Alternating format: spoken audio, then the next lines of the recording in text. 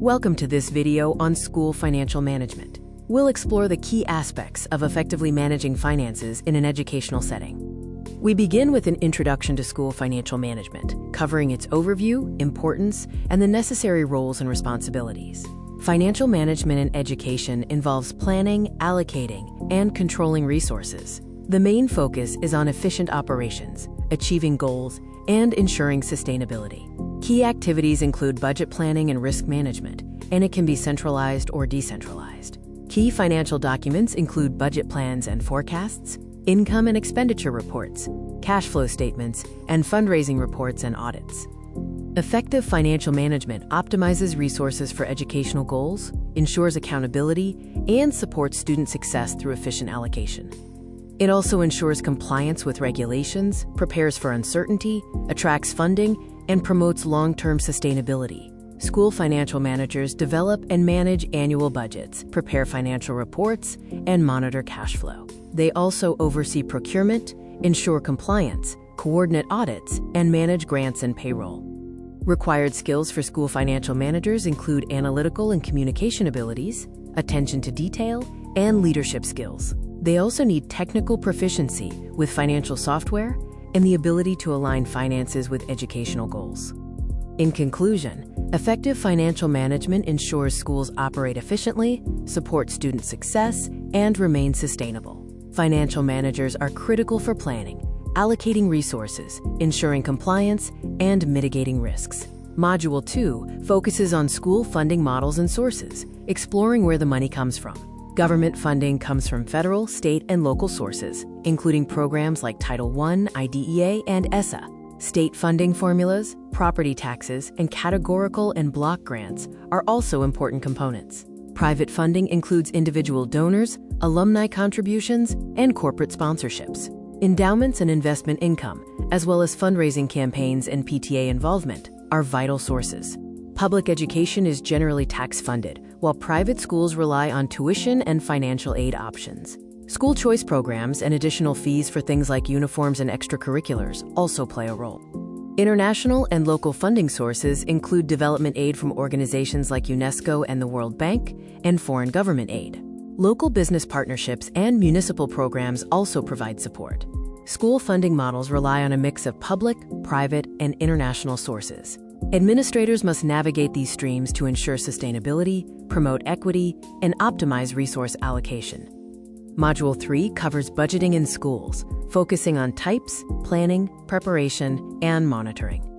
Schools typically use 3 types of budgets: the operating budget for daily expenses, the capital budget for long-term investments, and the program-based budget for specific initiatives. The budget planning process involves a needs assessment, setting priorities aligned with school goals, and forecasting revenue. This is followed by drafting the budget, stakeholder review, and final approval. Preparing budgets requires using data and tools to create detailed proposals and providing documentation like narratives and breakdowns. Presentations should use visuals and be ready to address concerns. Budget tracking involves monitoring spending with software tools. Revisions are made for unforeseen changes. Variance analysis identifies discrepancies, and regular reports are provided to stakeholders. Effective budgeting ensures efficient resource allocation to support educational goals. Monitoring, variance analysis, and stakeholder engagement are critical for financial sustainability. Module 4 focuses on financial planning and forecasting, including multi-year planning, enrollment forecasting, strategic planning, and scenario planning. Multi-year financial planning ensures stability, facilitates better decision-making, and identifies risks. Key elements include long-term operating and capital budgets, revenue forecasts, and cash flow management. Enrollment forecasting aligns resources with projected student populations. Key metrics include retention rates and demographic trends. Enrollment changes directly impact budgets, often requiring cost adjustments. Strategic financial planning aligns financial resources with strategic goals and proactively manages uncertainties. This involves mission-driven budgeting, long-term investment planning, and effective reserve management. Scenario planning develops optimistic, pessimistic, and baseline scenarios to test strategies under various conditions. Sensitivity analysis identifies key factors affecting financial outcomes and stress tests budgets. Financial planning and forecasting are essential for sustainable management. Multi-year planning offers a long-term view, while enrollment forecasting aligns resources. Scenario planning prepares organizations for uncertainties. Module 5 covers accounting and financial reporting in schools, detailing how finances are recorded and reported. Basic school accounting principles include transparency, accountability, and compliance with standards like GAAP. Effective budgeting and internal controls are crucial for preventing fraud and safeguarding assets. Cash accounting records transactions when cash is exchanged, which is simple but lacks future tracking. Accrual accounting records revenues and expenses when earned or incurred, offering greater long-term accuracy. Key financial reports include the balance sheet, income statement, statement of cash flows, and budget versus actual reports, which measure performance against budgeted amounts. Schools use fund accounting to separate resources into distinct funds, such as the General Fund, Special Revenue Fund for Restricted Grants, Capital Projects Fund, Debt Service Fund, and Endowment Fund. Fund accounting is important because it ensures compliance with donor and grant requirements, separates resources for better control, and increases transparency and trust among stakeholders. Choosing the right accounting method and producing transparent reports builds trust and supports long-term financial health. Proper accounting ensures operational efficiency, compliance, and sustainability in schools. Module 6 focuses on internal controls and financial risk management in school financial management. Internal controls ensure financial accuracy, promote compliance, and prevent fraud. They foster transparency, optimize resource use, and safeguard school assets from loss or theft. Financial risks include budgetary risks, operational inefficiencies, compliance failures, liquidity risks, and market risks. Management strategies involve risk assessment, contingency planning, and adequate insurance. Common fraud types are asset misappropriation, procurement fraud, and payroll fraud. Prevention techniques include segregating duties, requiring transaction authorization, and conducting regular reconciliations and internal monitoring.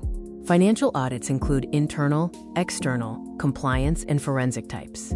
The process involves planning, document review, field work, reporting recommendations, and follow-up on corrective actions. Internal controls and risk management ensure effective resource use, transparency, and accountability. Fraud prevention and audits provide confidence in financial operations, supporting quality education. Module 7 addresses compliance and regulatory requirements, which are essential for every school's financial operation. Financial regulations exist at local, state, and federal levels. Local regulations include municipal oversight and procurement rules. State requirements involve reporting to education departments and audits. Federally, schools must follow uniform guidance and the Single Audit Act, including compliance with programs like Title I and IDEA. Compliance reporting for government grants involves submitting programmatic and financial reports.